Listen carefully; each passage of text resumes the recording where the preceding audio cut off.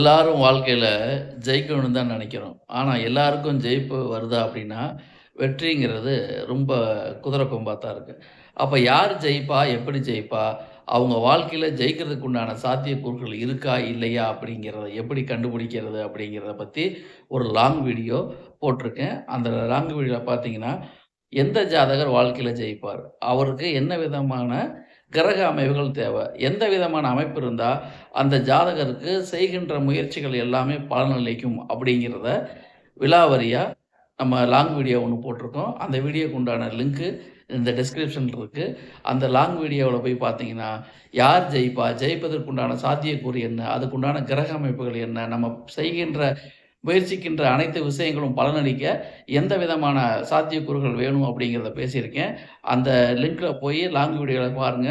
உங்க ஜாதகத்தில நீங்க ஜெயிக்கக்கூடிய அமைப்பு இருக்கா? இல்லையான்னு நீங்களே தெரிஞ்சுக்கலாம்.